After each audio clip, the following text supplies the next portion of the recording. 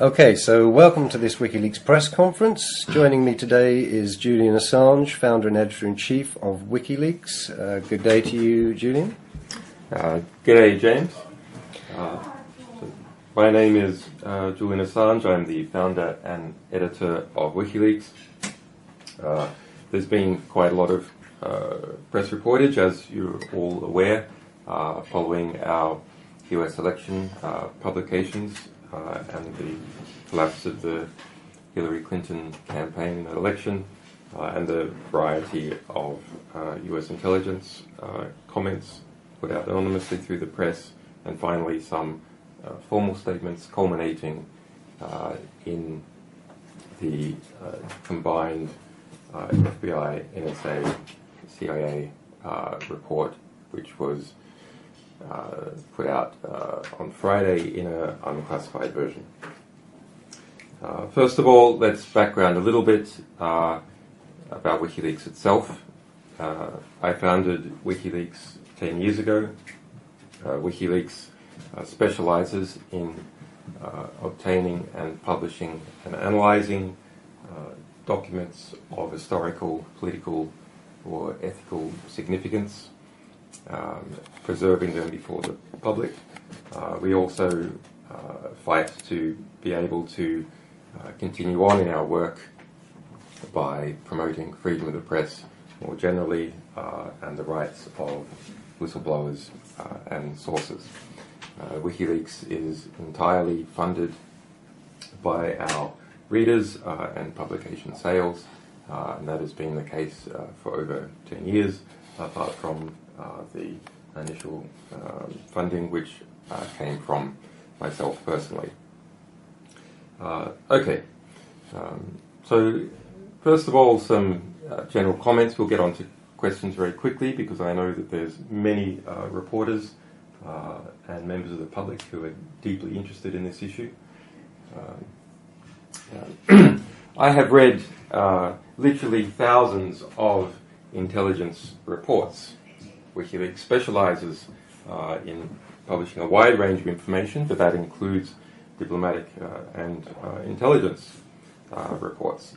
The report, which was released on Friday, the principal author is the CIA, whose current head is John Brennan, is not an intelligence report.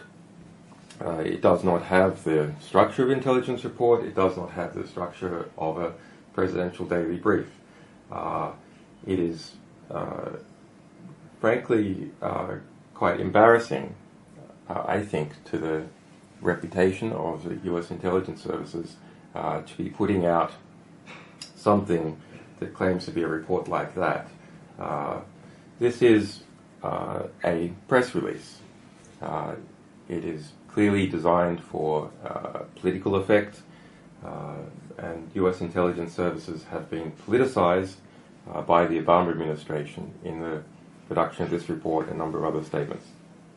Now, that's unfortunately not surprising. We've seen that in the past many times, from the Gulf of Tonkin to the outrageous high confidence combined intelligence report, which stated falsely that there were weapons of mass destruction in Iraq, and that was the need to go to war with Iraq. So I want to go through, just very briefly, some of the unusual aspects of this report. So first of all, there's only about 5 pages of analysis out of the some over 20 pages in the report. The perhaps bulk of the words is a 2012 open source center analysis on RT, which has been appended. Now, the Open Source Center was shut down. In my view, a mistake. But the Open Source Center, it was a part of the CIA that simply read the news. That means, and what people are saying on Twitter, open sources, not obtained from any secret information, and produced reports from that. So that is apparently designed to pad out the report. Now, if we look at the what I think is the clearest politicization of the report, it is those parts which reference Russian state intentions in relation to Donald Trump. No evidence of anything is presented anywhere in the report, but to me it seems that the critical question here is whether the allegation is that Russian intelligence services themselves, or people under their direction, hacked the Democratic National Party and John Podesta with the intent of favouring Donald Trump. Now, even if you accept that Russian intelligence services hacked Democratic Party institutions in the United States, and it is normal for the major intelligence services to hack each other's political parties, major political parties on a constant basis to gain intelligence. That includes France, Russia, Israel, China, and especially the United States. So even if you accepted that Russian hackers were in there, and no evidence is provided itself in the report, then you have to ask the question, what was the intent of those Russian hacks, and do they connect to our publications, or is it simply incidental? Now, as we have already stated, WikiLeaks sources in relation to the John Podesta emails and the DNC leak are not members of any government. They are not state parties. They do not come from the Russian government. But let's look at the chronology. So the Podesta emails that we released, the ones that we released during the election, are dated up to March of this year. The US intelligence services and the consultants for the DNC say that Russian intelligence services started hacking the Democratic, the DNC in 2015. Now, Trump is clearly not on the horizon in any substantial manner. In 2015, he hadn't even nominated for the primary. By the time of March 2016, Donald Trump is not viewed to be a potential serious contender in the 2016 US presidential election. In fact, everyone viewed, including WikiLeaks, that he would very likely lose. So when you look at the CIA report, you'll notice that it deliberately obscures its assessments as to intentions and timeframes.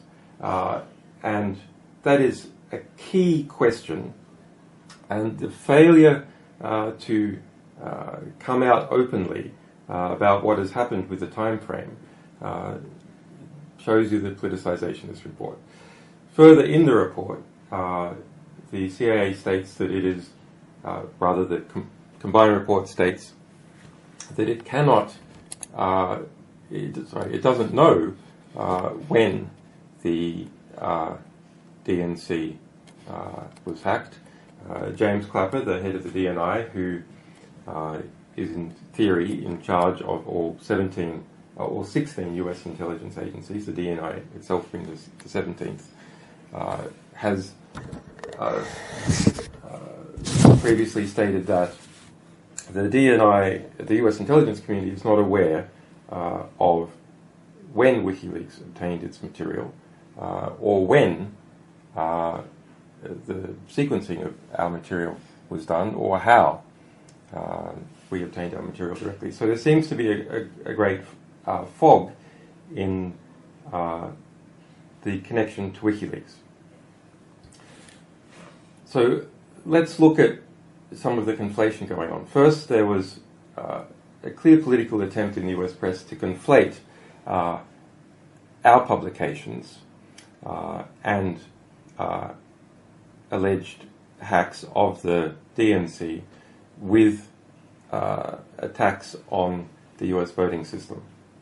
And that led to 53% of Democrats, according to polling, believing that the Russians had actually hacked the vote itself, the voting machines, or the vote counting system, and in that manner elected Donald Trump.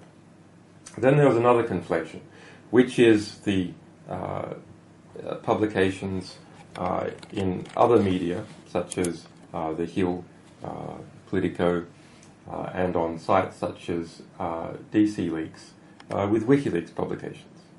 WikiLeaks publications are a separate story, entirely different material published by us, emails, and even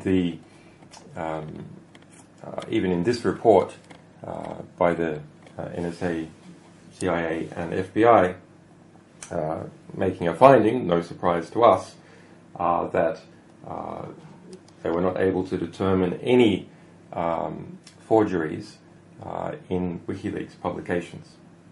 So our record for accuracy over the last 10 years of perfect accuracy in our publications is preserved. In this case, the Podesta and DNC emails are authenticated not just by us, not just by a cryptographic system which we use called DKIM, but now also by the CIA, FBI,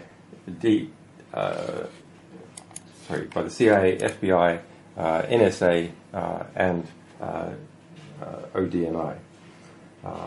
And so one might reflect back to when the election was on, and also slightly afterwards, when Donna Brazil, now the chair of the DNC, falsely stated that our publications were fake, which exposed her corruptly feeding debate questions to Hillary Clinton. It shows that the vice presidential candidate for Hillary Clinton himself lied when he said that WikiLeaks publications about him were falsified. They were not. And similarly for another number of other Democratic Party officials and strategists and spokespeople, those people were lying to the public when they said that there were any forgeries in our publications. And now I think we might go to the first question.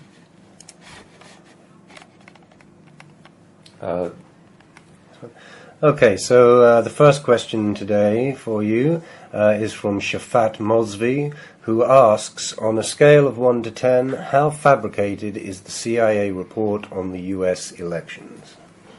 Well, that's an interesting question, because I would say that most of this so-called intelligence report is not even fabricated.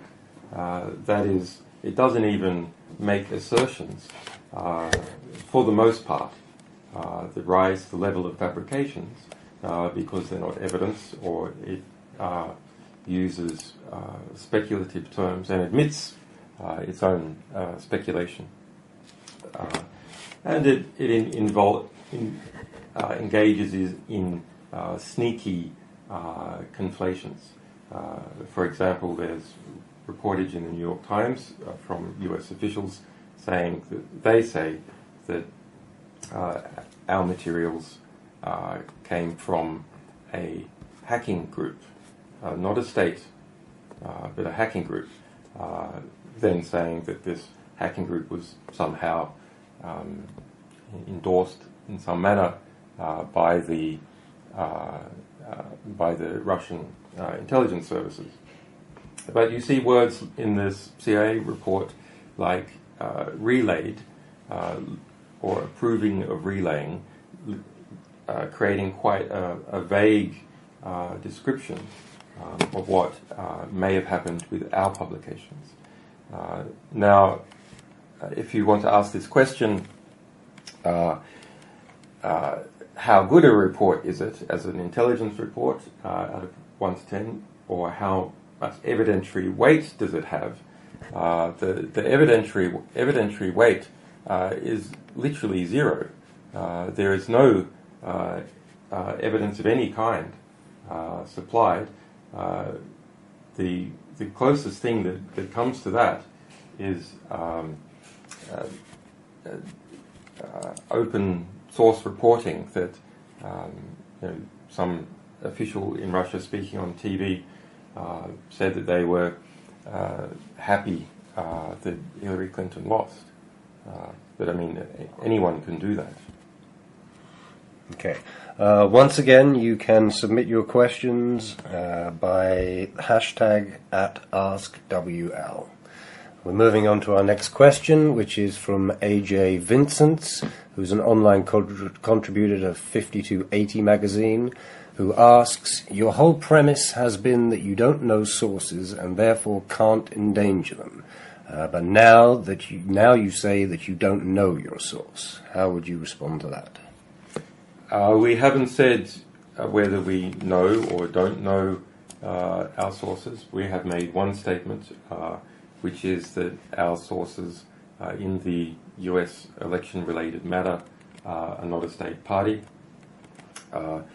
Wikileaks speaks about its sources, obviously, with incredible care. We have a perfect record in never having done anything to divulge our sources. And that's a record we want to keep. That's why sources across the world, including within the US government, trust WikiLeaks to protect them. Now, we have at various times where we felt it was safe to do so. Said that a source is,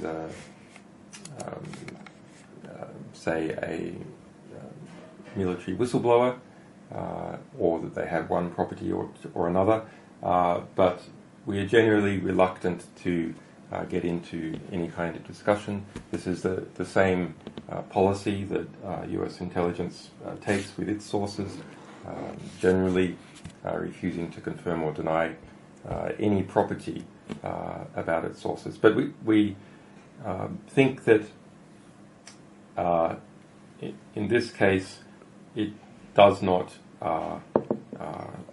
sufficiently threaten our sources to make this very bland disclosure. Okay, Carol from CNN has submitted a question. Is WikiLeaks sure that the go-between didn't get the material from the Russian government, or a private cyber hacking group acting on orders by the Russian government or entities? Well, we can't play 20 questions with our sources, gradually narrowing down the ambit of who they are, when they are, what country they were in, etc. For the obvious reasons. Each piece of information you disclose about a source narrows the scope of any investigation. Okay. Again, you can submit questions by hashtag AskWL. Julian, there's been a lot of questions coming in. I just have to say that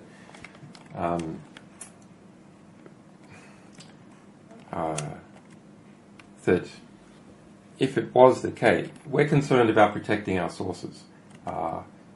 Now, there's obviously,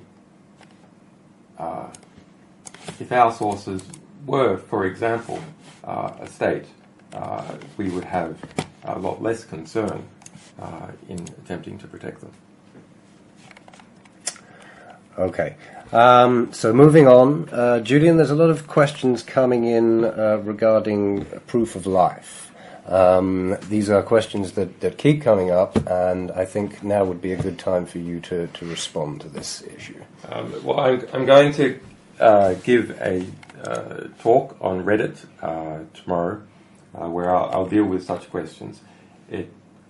Just in brief, it has been quite a difficult time from the US election onwards. There's been, since slightly before the US election onwards, there has been a lot of pressure of different kinds, which we said was occurring. And as some of you are aware, the internet here in the embassy where I have political asylum was cut off in relation to that pressure. Ecuador and John Kerry deny that, but our sources say that is the case. But I'll speak about that tomorrow on Reddit. Okay, question now from PistCU. What is the most important thing we can do before Obama leaves office? Well, this is absolutely critical. Past administrations of both the Democrat and Republican flavors have engaged in mass destruction of records as they left office. We are told that destruction of records is occurring now in different parts of the Obama administration, in different departments or agencies. That's what happens when an administration leads office. Our philosophy is that such information is a part of history. It belongs legally and philosophically to the American people, and more broadly, insofar as the United States interacts with the world, it belongs to people of the world. It is part of human history, and the destruction of major archives of human history, frankly, should be formally listed as a crime against humanity, because those archives belong to humanity. They're what we use to understand the world around us, to discover new political theories and observations, to build our institutions, etc. They are part of the history of humankind, and to destroy them is an absolutely egregious act. One understands the political motivation for it, but to eliminate small political risks by destroying major elements of history is frankly an obscenity, and so we have put out a reward for $30,000 for information leading to the arrest or exposure of anyone engaged in such destruction of historical records. Our request to system administrators in the Obama administration, and this goes for other administrations around the world as well, is take the data now. Just take it now, keep it under your bed or with your mother, and then you can give that to Wikileaks or other journalists at your leisure. Get hold of that history and protect it, because that is something that belongs to humanity and does not belong to a political party. Okay, moving on then, we have a question submitted by Andrew __ Gamali. Julian, how are you doing? How is your health? How much longer do you think you will be able to survive in the embassy? Well, it's a difficult physical environment, obviously, to be detained for 6 years illegally without charge, even though there have been 2 UN formal findings this year that is illegal and must stop. Continues on. On the other hand, I am very committed to this work that I'm doing, so it gives me great energy to continue, and I'm sure that's true for all the rest of the WikiLeaks team. Okay. Benem94 asks, what would you say to people who see WikiLeaks' recent activity as an open endorsement of Trump? Look, before the US election, intentionally before November 8th, I put out an editorial on behalf of WikiLeaks and explaining exactly why we were doing what we were doing. So before one candidate or another won. Now, let's look at this from the position of WikiLeaks. We thought, just like everyone, based on the opinion polling, that Hillary Clinton was almost certain to win. In the end, it was this, apart from her qualities as a candidate, it was this opinion polling that was her undoing, because the presentation was that she was guaranteed to win, and as a result, cashed up funders only gave $1.2 billion formally to her campaign. If they had thought that it was lion ball, that it was 50-50 odds of who was going to win, then they probably would have ponied up another $5 billion to make sure that she won. Now, let's look at this from the position of WikiLeaks. WikiLeaks specializes in opening government records and those of major corporations. Hillary Clinton's been in government, the Obama administration's been in government. We published Hillary Clinton's cables, her emails. We've indexed a great deal of content and stitched it together so people can explore it to understand how this major power structure of the US government works and the various establishments that revolve around it. So as a result, we became domain experts on the State Department. We published more than 3 million State Department cables, and to a degree, Hillary Clinton itself. So we are trusted by people who understand the value of such materials to bring them to us, and we have strongly encouraged expanding our collection of materials that relate to the State Department and its personalities. Now, if we look at what was in WikiLeaks' interests in terms of an institution trying to deal with an array of threats against it, or what was in my personal interest as editor, we were creating, and we knew, creating substantial conflict between us and the person we expected to be the next president. So we understood that we were putting ourselves in a more persecuted condition by relentlessly exposing this material, increasing the risk for us, not decreasing them at all. But in relation to Trump, just speaking as an analyst, well, it's an interesting situation. He's the U.S. population turned against the elites, for want of a better word, in the United States. When the elites don't listen to the population stops listening to elites.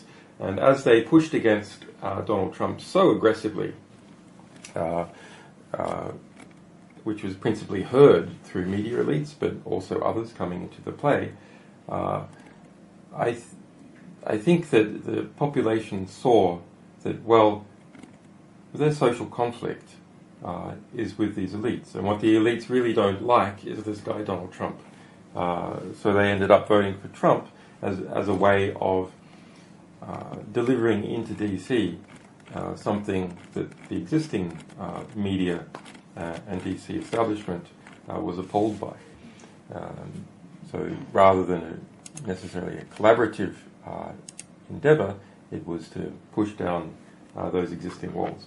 And what happens with President-elect Trump going forward is quite unclear. There's a lot of very poor cabinet appointments.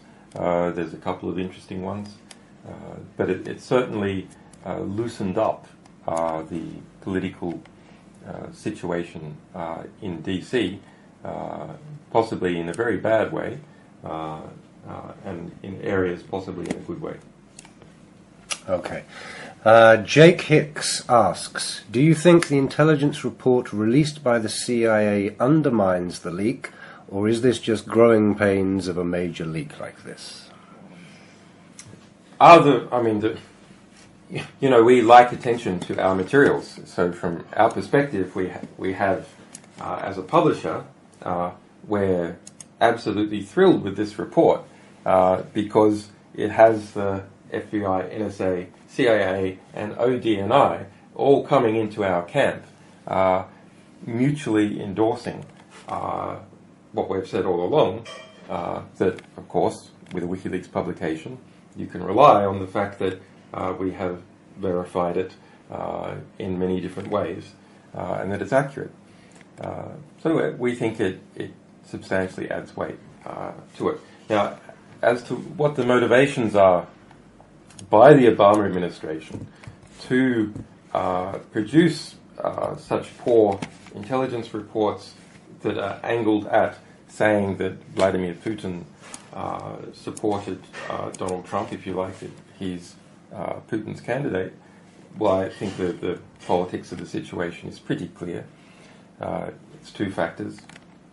Number one, the reformation that should be happening right now in the Democratic Party structures, which normally does happen after an election, which is, well, hang on, this team lost the election.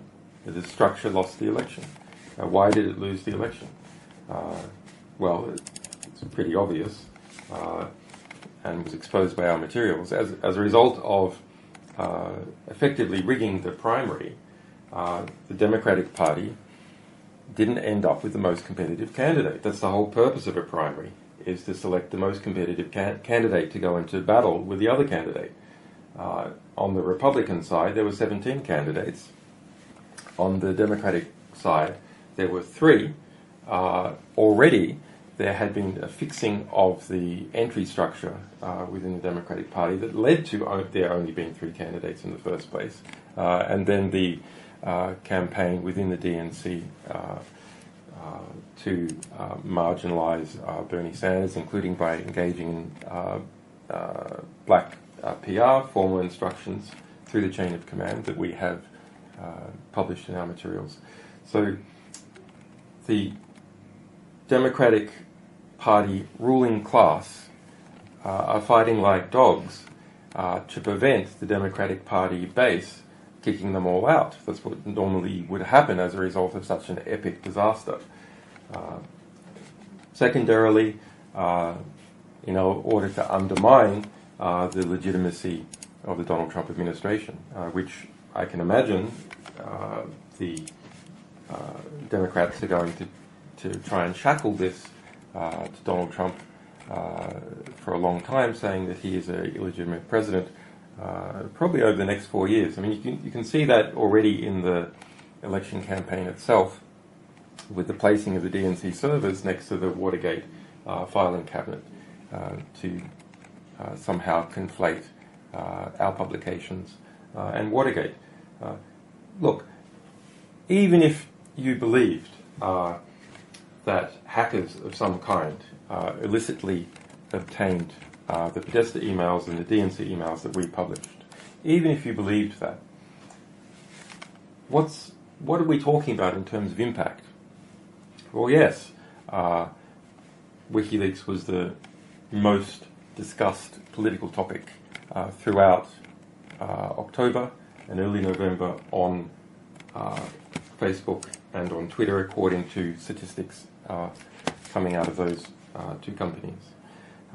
But what was discussed is the words of Hillary Clinton, John Podesta, and her team revealing unethical practices, corruption, hypocrisy, etc. So should the American people have been denied that true information? If that true information had an effect, it was because they read what what Hillary Clinton's own words were and the words of her team, and they didn't like what they saw.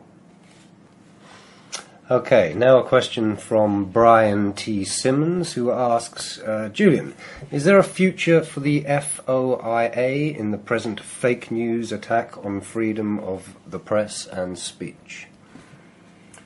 The Freedom of Information Act? Yes.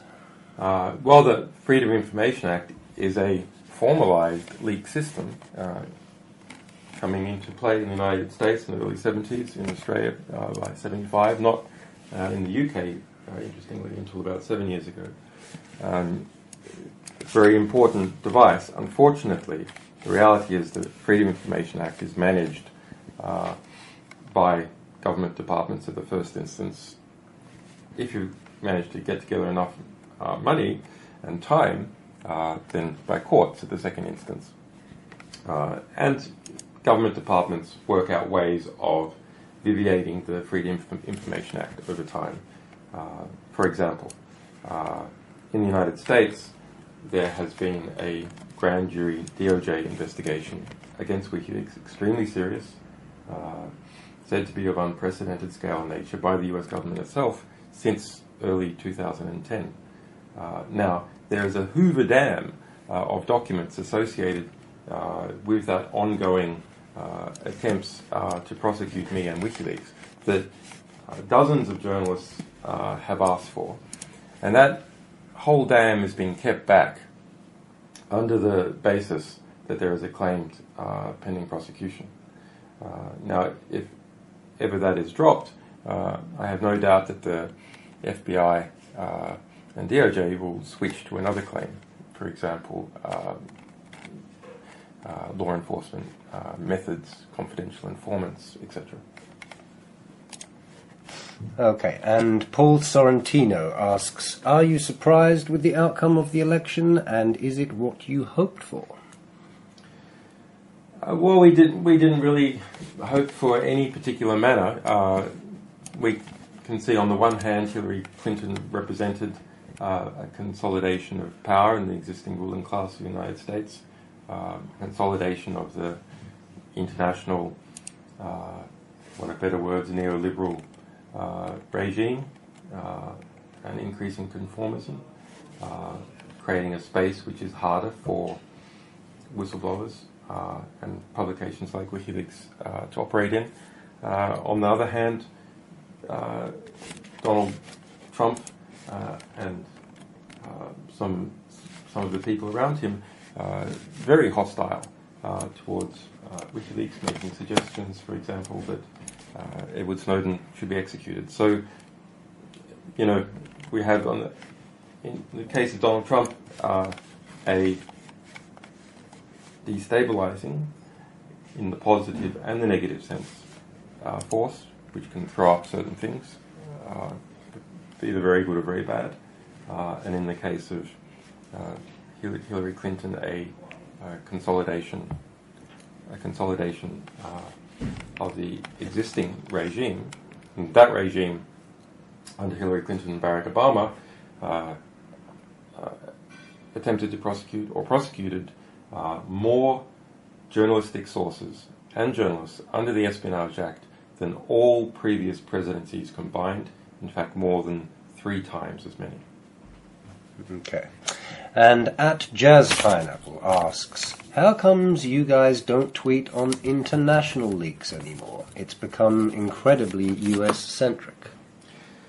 No, it's more that the US press reports about the United States, and the European press also is interested in reporting about the United States. The United States, let's be frank here, is an empire with more than 700 military bases around the world, and as the world's second largest or largest economy, depending on how you measure it, is very interconnected.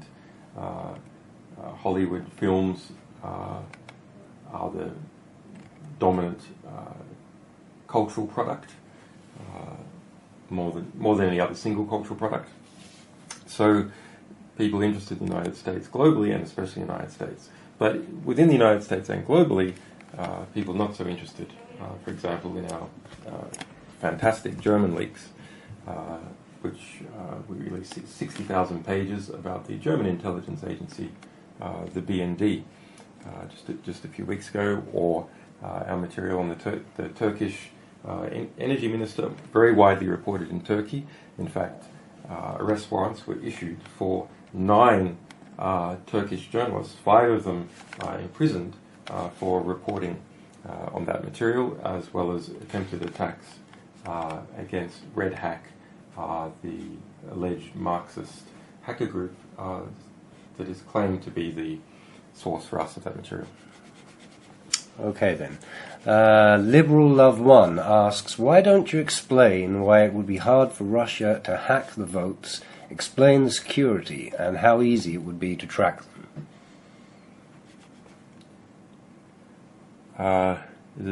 Can you repeat that? There's quite a lot of components. Yes, 3 components. Liberal Love One asks, why don't you explain why it would be hard for Russia to hack the votes, explain the security, and how easy it would be to track them? Okay, so there was quite a bit of false information published by the media during the election that suggesting or even claiming that the Russian state had hacked US vote counting systems. It's admitted, even in this report from Friday, by the 4 combined intelligence agencies, that such hacking on the vote counting infrastructure did not occur, and it's quite hard for that to occur in a system like the United States, where there's 52 states and they have many different procedures. But I will say that you can look at the work of, say, Alex Haldeman, who he can engage in a bit of publicity attempts later on, but he's done serious work elsewhere. So has Rob Gongrip on the security of voting machines.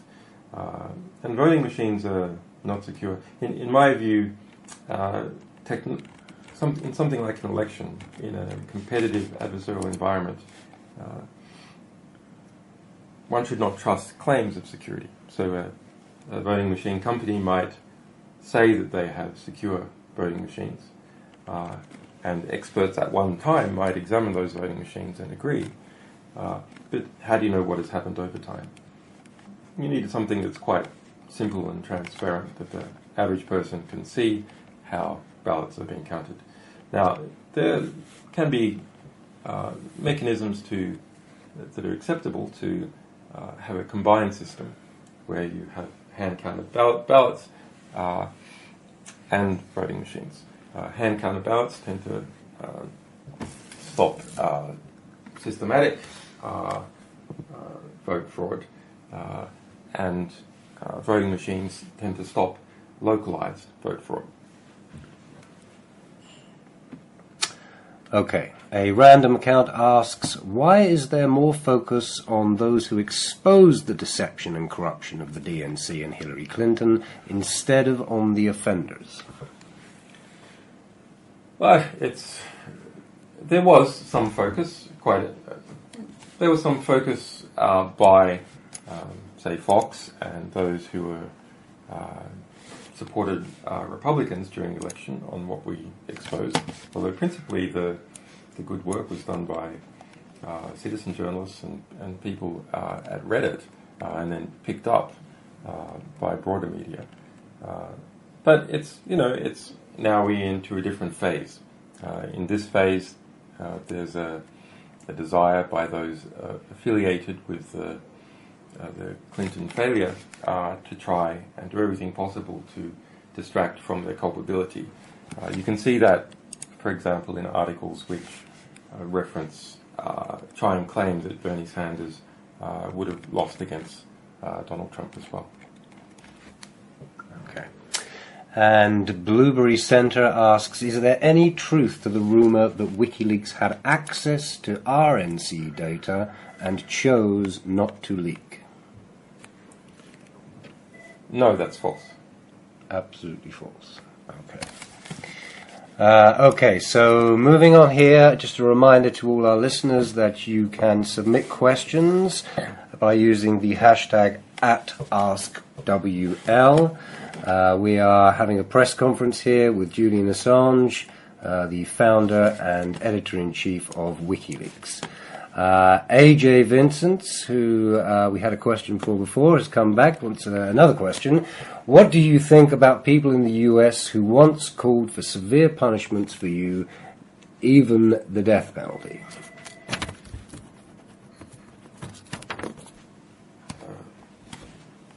So the question is on the Trump cabinet picks, I assume, some of which have called for the death penalty for Chelsea Manning,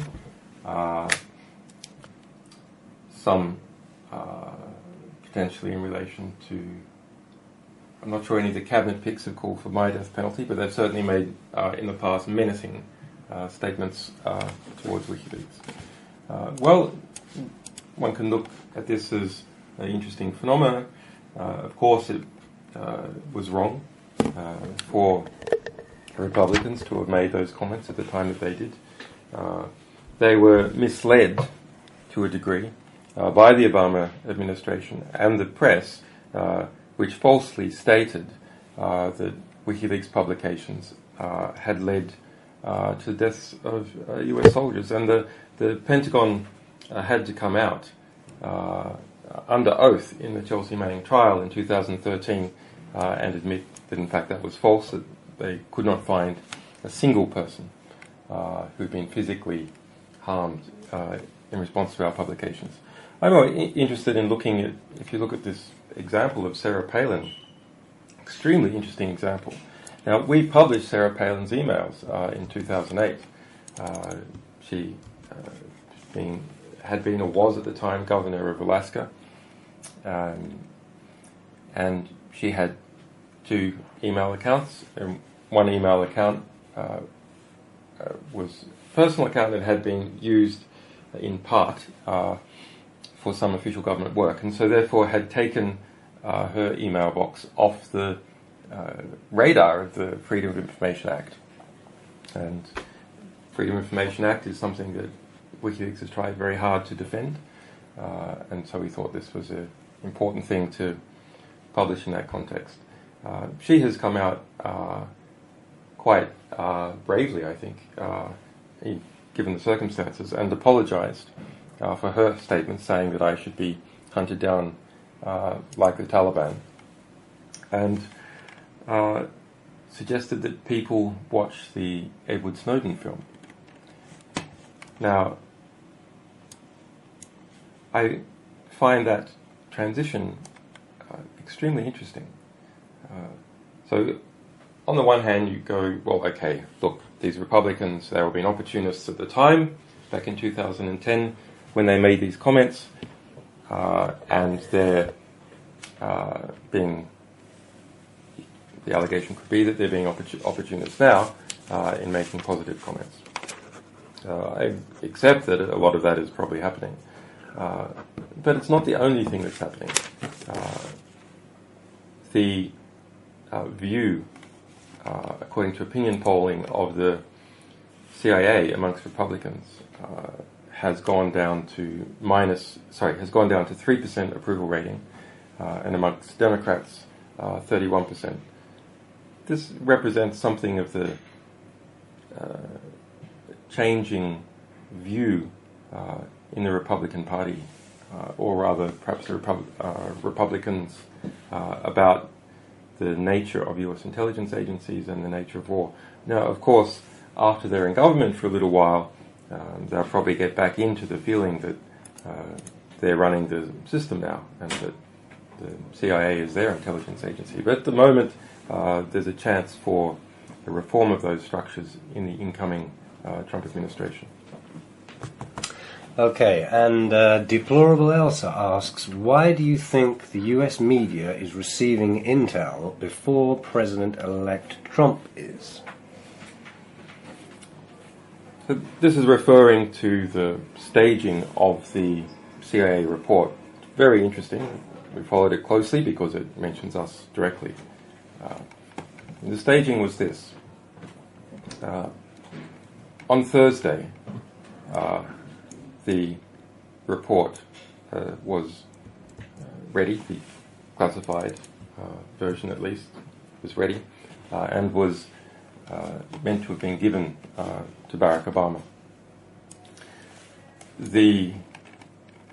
Donald Trump was then scheduled to receive a copy or a briefing about that report on Friday afternoon. So everyone knows that you use Friday afternoons if you want to vary publicity. So Donald Trump's ability to respond to the contents of that report were scheduled through scheduling, placed into, Donald Trump, by having his reading of the report scheduled for Friday afternoon, was marginalized in his ability to respond to any of the contents. Similarly, WikiLeaks' ability to respond to the comments was marginalized through that scheduling. Now, what's the problem? The problem for the administration is that that report is a political attack cannon against Donald Trump, and also to defend the reason why the Democratic Party lost. So if you put it out on a Friday afternoon yourself, how are you going to have the impact that you want? Okay, so instead they planted it on Thursday with the Washington Post and NBC, including some of the classified parts of that report communicated by officials to the Washington Post, which were more inflammatory and which can't be checked because they're not in the version that was released to the public. So that was the media play that was engaged in. And there's been some press saying, oh, look, this is ridiculous that WikiLeaks doesn't like leaks. No, WikiLeaks loves leaks, of course. This wasn't a leak. This was an authorized plant by the executive. Authorized by the executive, but very likely illegal under congressional law, because it's a violation of the distribution of classified information. It's possible that secretly the Obama administration declassified those parts, but that is something that intelligence agency staff would not support. For example, the claimed intercepts of Russian officials celebrating Hillary Clinton's loss. Now, that is what is referred to in US classifications as comment information, communications intelligence information, sometimes also referred to as SIGINT information. That has extra protection under US law, and the report itself was top secret. So there's a planting of information from a top secret comment report with the Washington Post and NBC on the Thursday, in order to make sure there was only one voice one voice before the public, and that voice was not that of the president-elect, and it was not that of WikiLeaks or the other affected parties, like Shevchenko, the young woman who's alleged to be the Russian hacker in the Treasury report released on the Treasury sanctions list released on the 29th. Very interestingly, Shevchenko is not in the CIA's report released on Friday. Why is that interesting? Well, because Shevchenko is on the US sanctions list issued by the Treasury on the 29th, so her name is absolutely public. There cannot be any protection of sources and methods to not name her in the report that was released. Now, Shevchenko has given an interview, and it seems that actually she's not the sort of person that is likely to be a source of such information.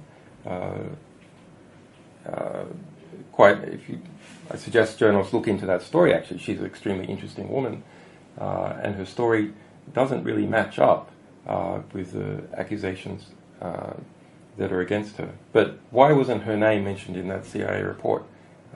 It's one of many facts that could have been mentioned which don't break sources or methods, and yet were not. Well, because this report is not really about naming facts that can be checked. It's about producing something that is not falsifiable, and therefore which is intellectually bankrupt.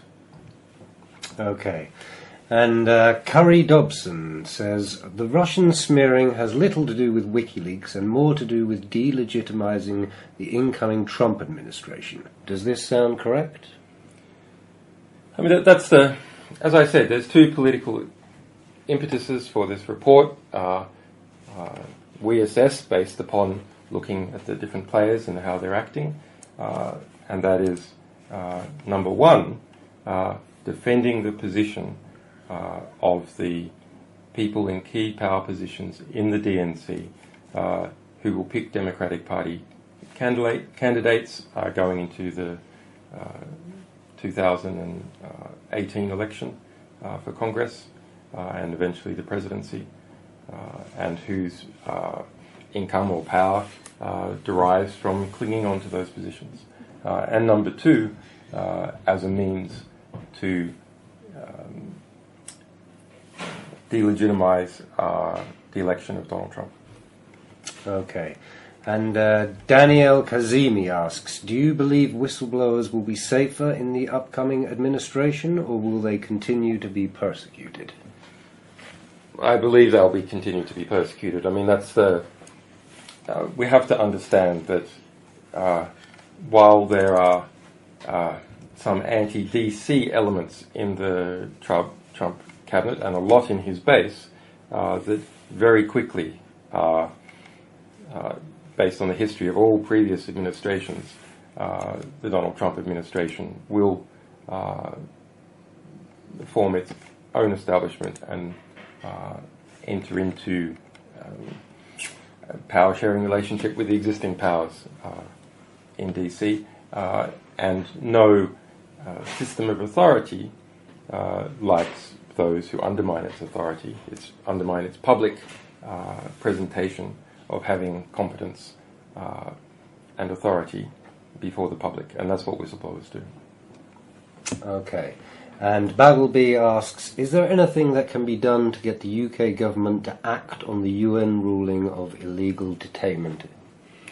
So this refers to the February ruling in the UN that I am illegally detained and should be immediately released, and the reaffirmation of that ruling on the 29th of November, I believe. Yes, the reaffirmation of that ruling, where the UK appealed and lost. Well, it's a matter of, there's a diplomatic cost for the UK and Sweden continuing to behave that way. Interestingly, the chair of the UN Working Group on Arbitrary Detention, the 5 jurists who oversee these cases where they're litigated before them, stated that the UK and the United States had sought to apply influence and pressure behind the scenes, outside of the formal legal process, to the members of that judicial panel. His name is Professor Mads Dennis. So if you search for him and Assange, you'll see that attempt by the US State Department to illicitly apply pressure to the United Nations as it was deciding a case, my case. Okay, so we are getting towards the very end of the press conference now. Julian, I think everyone would like to say thank you for answering questions today. There are obviously a lot more questions we could have taken, but time has come up on us. So I'd like to thank you all very much, and I would like to thank Julian, and thank you very much for listening. Just as a final parting remark, once again, WikiLeaks and its publications are entirely funded by our readers, the general public, and our publication sales. So if you want us to publish faster and harder, well, the way to do that is go to wikileaks.org, click on that donate button, and you can fuel up our ability to publish, but also to fight the 12 or so different legal cases we have, defensive and offensive. Tomorrow I will give an Ask Me Anything chat on Reddit, where I'll talk about why it is that many people came to believe that I was dead or missing or kidnapped. Quite interesting story. Not just an organic phenomenon, but people placing deliberately falsified reports to say that I was dead, and therefore WikiLeaks could not be trusted and no one should give us leaks or information. Okay, thank you very much, Julian.